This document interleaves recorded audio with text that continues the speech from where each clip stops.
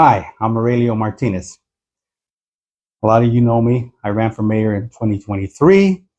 I was part of that whole conglomerate of candidates, 17 candidates, I believe. But anyhow, I was part of that. We ran, and I will be running again in 2027. The reason I'm running in 2027 is basically the city is broken. It was broken back then when I ran the first time, and it's definitely broken right now. Okay, it kind of didn't get any better. It hasn't gotten any better. As a matter of fact, it's basically took a turn to the worst. And if you live in Denver, work in Denver, or you're a small business in Denver, you know exactly what I'm talking about, many issues. So right now in this first podcast that we're going to do, we're going to start by telling you a little bit about myself, who I am, uh, what I stand for, and why I want to be mayor of Denver. Okay. So who I am, Aurelio Martinez. Okay. I lived all my life in Denver. More so all my life in the Five Points Curtis Park neighborhood. Curtis Park neighborhood, believe it or not, was actually a pretty nice neighborhood back in the day. It was very well diverse. We had the Mexican folks, we had the black folks, we had the white people that came in. Okay, and we also had a large number of Asian, Japanese, Chinese people that were in the neighborhood. So it was actually really a nice neighborhood. And everyone back then really knew each other, communicated with each other. I can go down the block in each direction, down different streets. And all you're doing is stopping and saying hi and talking to your neighbors. It was kind of really nice.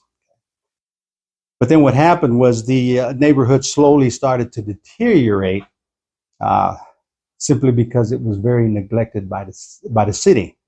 Back then, they didn't do any upkeep. They didn't do any of that stuff. So uh, the neighborhood actually became in a state of being condemned.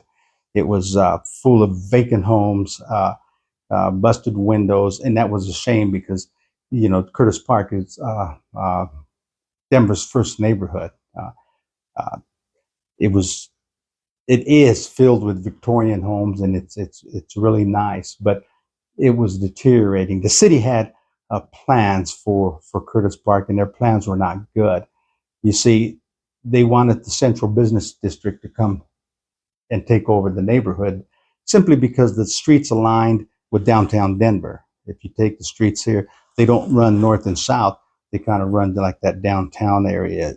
Yeah. So anyhow, it became really just to say it the way it was, a bad neighborhood. We had housing projects that ran from 23rd Street to Downing, 23rd Street now known as Park Avenue, and it was just a roll of housing projects, and that's okay, but they were not kept up. So we started to get a lot of crime. We started to get a lot of uh, the neighborhood was just not a good neighborhood. So that's when we started to see the Asian folks and the white folks move out of Curtis Park and move into the suburbs. Well, of course, the Mexican and black folks couldn't move out because we couldn't afford to move out. We couldn't afford to go live in the suburbs. So we were stuck with what we had.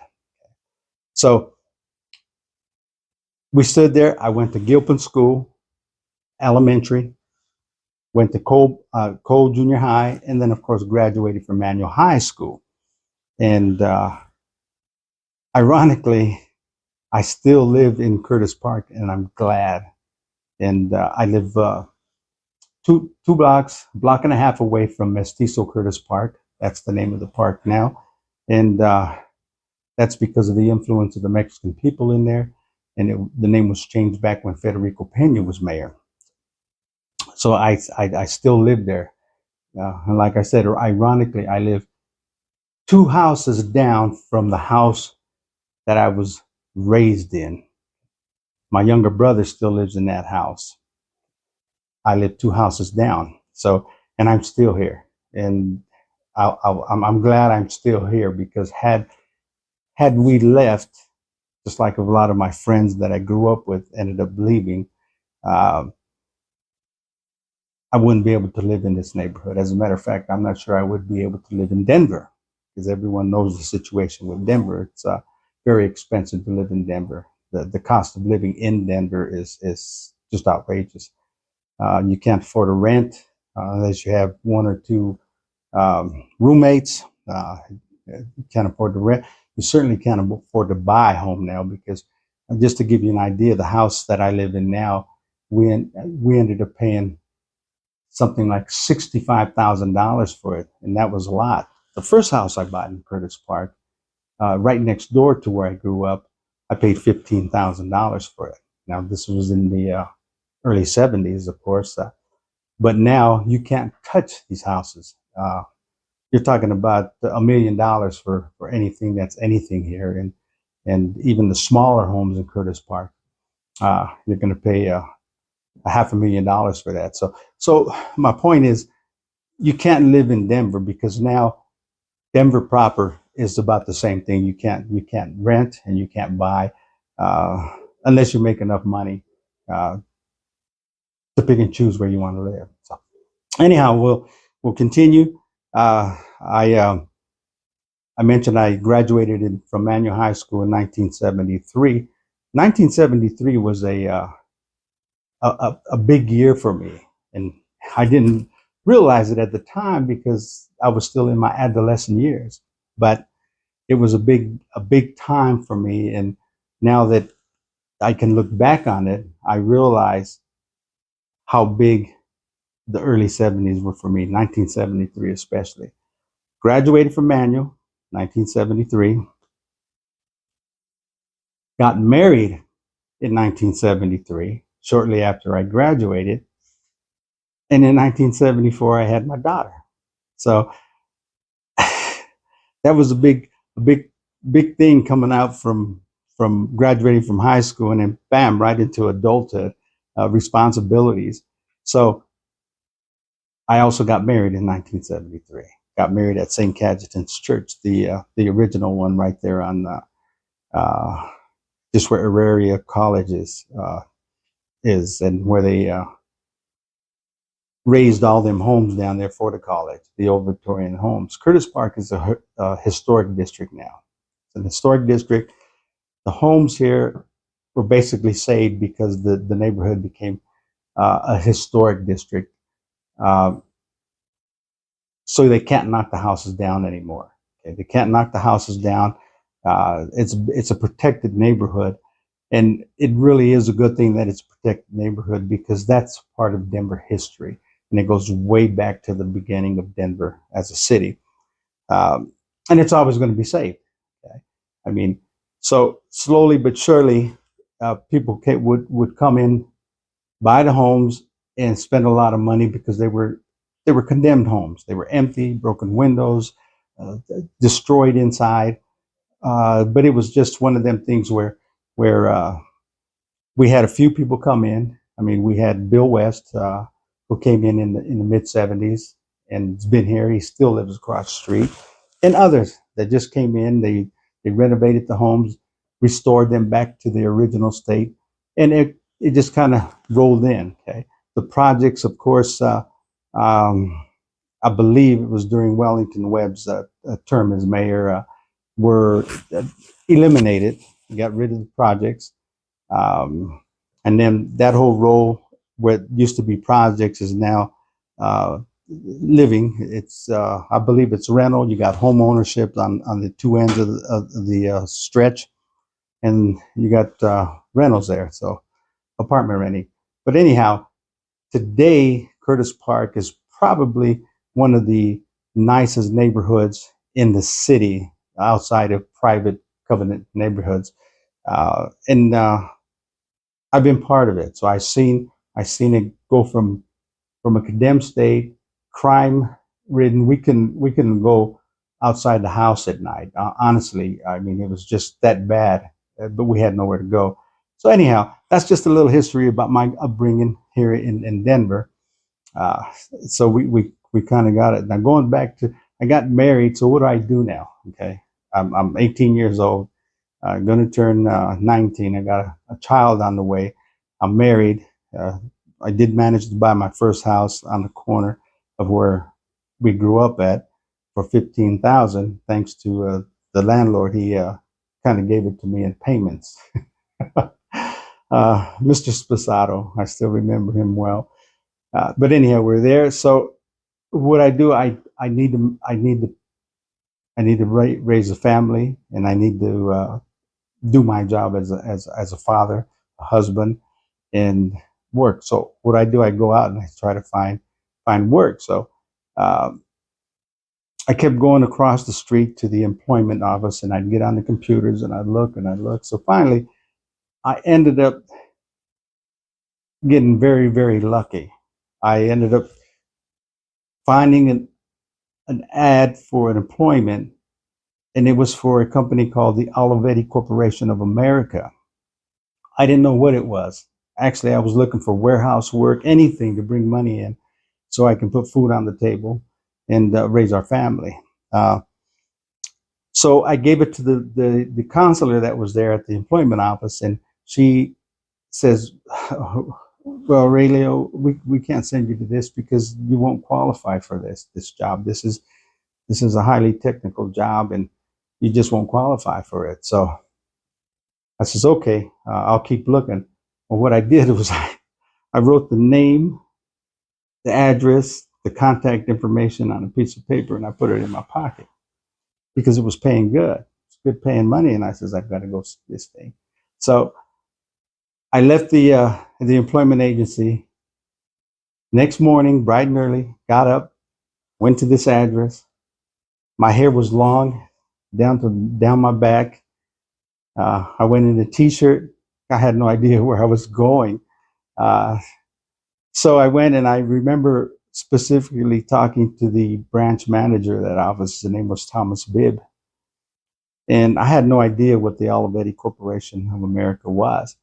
But for those of you that know Olivetti, they were getting into the business machine here in America. And they were a big competitor to IBM. And in saying that, they were taking over the maintenance. They were getting business, the maintenance, to take and maintain IBM equipment like the IBM Selectric typewriter, the IBM posting machines, the IBM key punch, IBM processing units, and they needed engineers. Customer engineers is what they called, is to take care of that. So I went in, and I can see everybody, even the customer engineers, are all wearing ties and suits, and it was, everyone was looking at me because I was just kind of out of shape. So I went in, talked to the branch manager, Tom Bibb, and he says, well, we're looking for someone with a little bit of experience in what we're doing, but he told me, since you took the time to come out here nice and bright and early, why don't we go ahead and give you the test that we require our engineers to take and pass. There's two tests, so come on over here. He took me to another office and gave me the test and told me to fill them out. And when I'm ready, when I'm done completing the test, take him back to his office. To make the long story short, I finished the test. Didn't take me very long at all. As a matter of fact, I went back to his office and I said, Mr. Bibb, I'm done. And he had his pipe. I could still see his face. He had his pipe, and he says, you're done already, huh? I says, yes, I'm done. He goes, okay. Usually it takes everyone 30 minutes to complete each test, and you've been at it for about 15 minutes. And I said, I'm done. So he says, let's check it. So he sat down, got his template, put it over the thing, and started making all these check marks on the test. Got the second one, made all these check marks, and I'm looking and I'm thinking to myself, man, maybe he's right. I must have failed drastically. So then he leans back and he looks at me and he says, this is really amazing. He goes, you aced one test, and that's the abstract thinking test. And the mechanical test, he goes, you missed 5 questions. And he goes, unfortunately, we only allow people to miss 4 questions. Now, I don't know if that was just a way to tell me he wasn't going to consider me for a job or not. I mean, I don't know, but he says, why don't we go over these 5 questions that you missed and uh, and we'll look at them. So we did that. We looked at them. He says, take it back over there and do the test again. And he had me do the test from scratch again. He didn't give me my test before, so I couldn't just do the same answers. I had to go through the whole test again. Took it back to him in about 10 minutes or so. He looked at it, put the template on, and he says, Ben, you aced the test. You didn't miss anything. You got a heck of a memory. He goes, but we can't have you go in acing the test because nobody aces this test. So he goes, let's just make a couple of these wrong. it was funny. So we made a couple of wrong, and I said, okay, thank you. He goes, but still, one of the requirements is experience in business machine repairs and maintenance. So at this time, we're going to keep this on file, but I do want to thank you for coming in. So good. I left, and sure enough, spent a couple of days at home and looking for jobs. Went to everywhere, you name it. I didn't want to work at McDonald's because my ambition was still to go to college, and which I did eventually. Took the classes at Metro State, and so anyhow, I wasn't having any luck getting any kind of a job. So I figured, I'm going to have to take what I can take because I got to start bringing in money for the family. So I figured, well, it looks like it's going to have to be McDonald's, Burger King, or something, a fast food place for now until I can get something. So I didn't go back to the employment agency for probably a week, as I did walking around, knocking on businesses here down. Uh, so anyhow, let's make this. It's very important that you know my background because it's very important in how I will run the city. Uh, so I go back to the employment agency about a week and a half later, and the lady runs up to me and says, Aurelio, where you been? I says, well, I've been out looking for a job. She goes, this man has been calling this place every day looking for you. And you come in and I really don't have the information for you. We went across the street looking for you. We can't find you. Here's the number. You got to go back and see him. He wants to talk to you. So I did go back. I went back. I talked to Bib. He says, listen, I talked to the regional manager, talked to him about your test and everything. So we're going to try you out. We're going to give you a probationary period. We're going to send you to training in Dallas, Texas on one piece of equipment, one piece of equipment, and see how you do as far as learning how to repair and maintain the equipment. So I said, that's fine. So he says, we do have a code here. You have to wear a white shirt, black tie, and I hope you don't mind cutting that hair because you have to cut your hair. And I said, no, I don't mind. I got married and I'm serious about what I want to do. So he says, do you own a tie, a suit coat, anything like that? I said, no, I don't. I says, but we'll figure it out. I can go to the secondhand store. I mean, I'll do what I have to do. So he pulls out his credit card and says, here, go buy you 3 or 4 suits, ties and shirts. His credit card. So I did it. Long story short, I ended up being with that company about 10 years. After that, I opened up my own business in the business machines, and computers were becoming very popular. We started to do computers. Okay, so after that, I just the path was there for me. So I was guided to this path, and it was a path. So going back to the neighborhood, that's my educational thing to tell you. So now going back to the neighborhood started to become worse, ruins and ruins.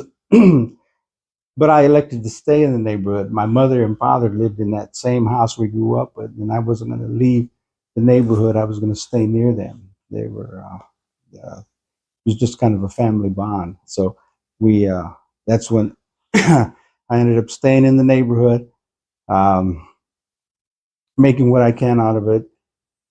More and more people were coming in from East Coast, uh, not so much from the West Coast yet, but from the East Coast, buying homes. A lot of folks from Pennsylvania, from New York, Connecticut were coming in. They were buying these old homes. They were fixing them, and the neighborhood started to take a change.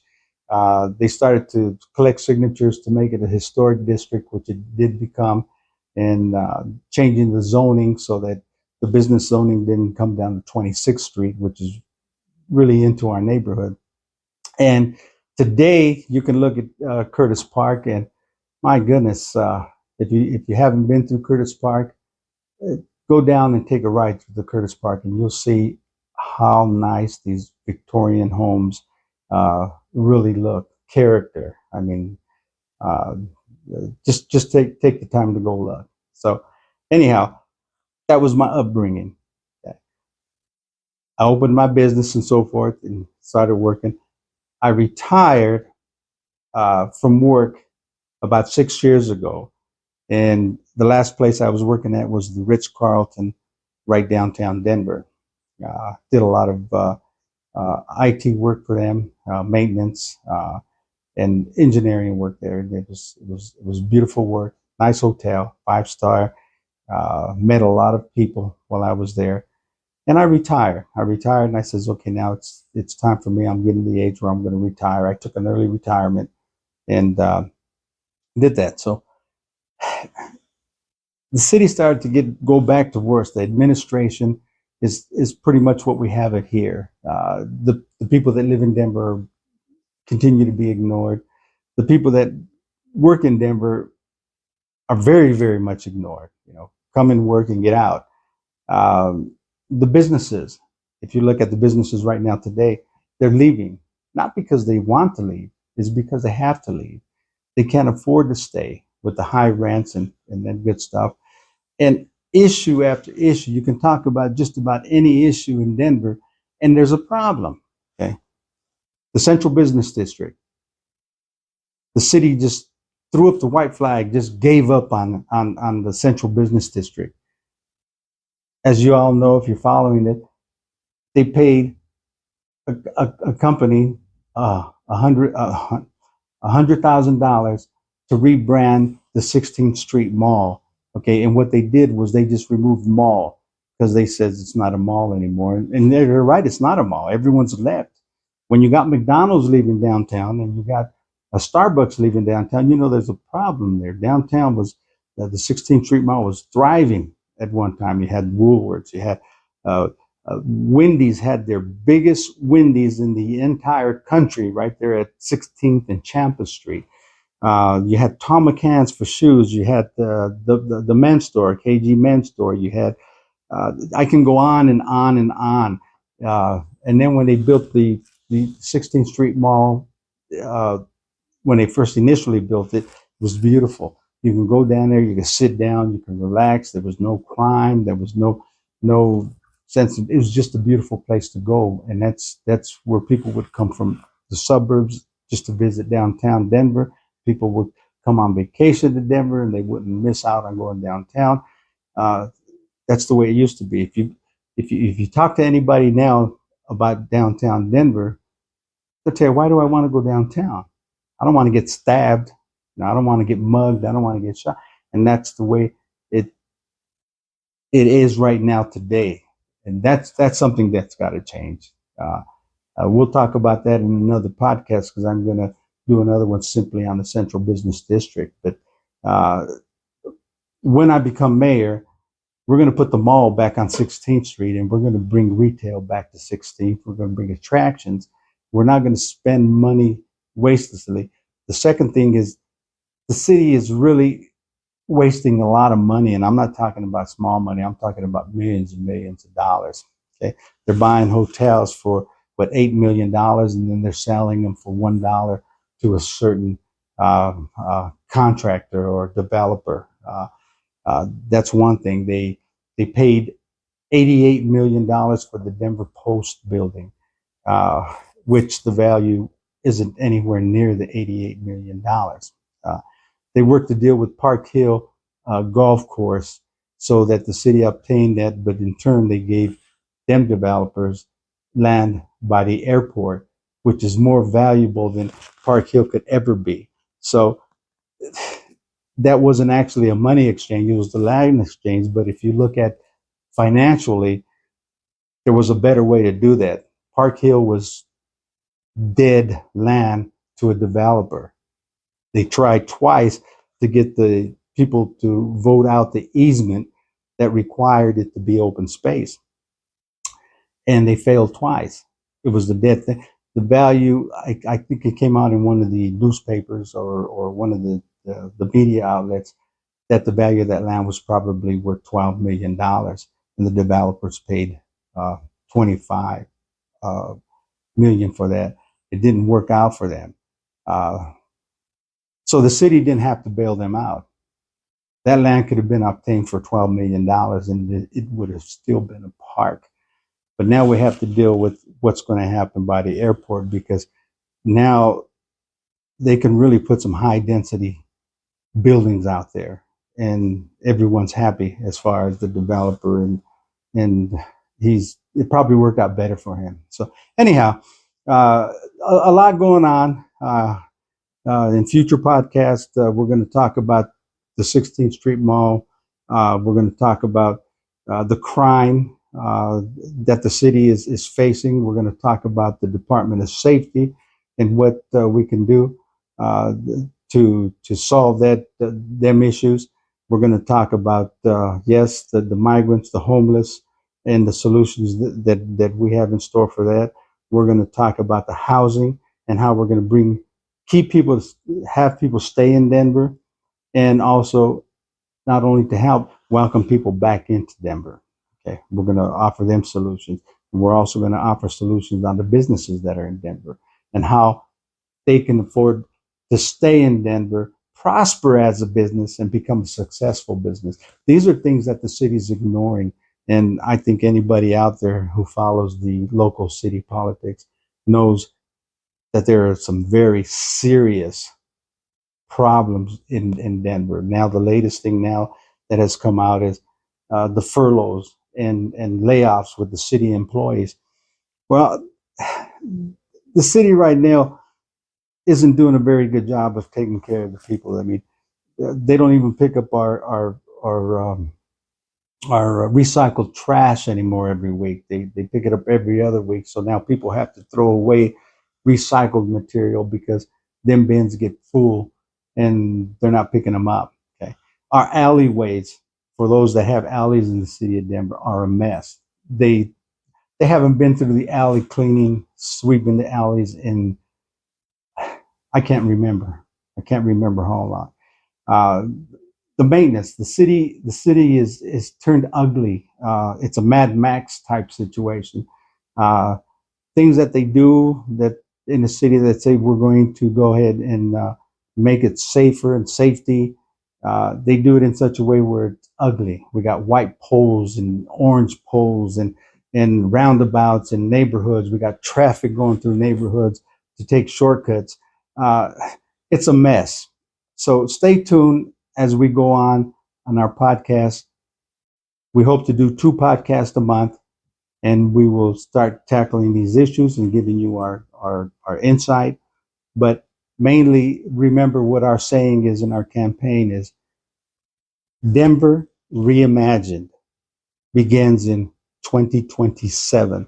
That's not a long way, guys. You got to jump on board, help us out, help us build our war chest, and help us win this election so that we can turn this thing around and make it good. Make the city a city that you'll be proud of, a city that you'll be proud to raise a family, a city that's going to be welcoming. Yes, welcoming to everyone. The solutions are there. Keep our podcast. Uh, Hit the subscribe button down on the bottom, because this is going to be going through YouTube. And as soon as we get the audience that we want, because we're just starting, we'll end up starting to do podcast lives where we can interact with the public and hear you guys out. But listen, I'm excited. I'm excited. Uh, The mayor is completely status quo, and it's not helping the people that live here, work here, or the city. Uh, the city workers are now furloughed.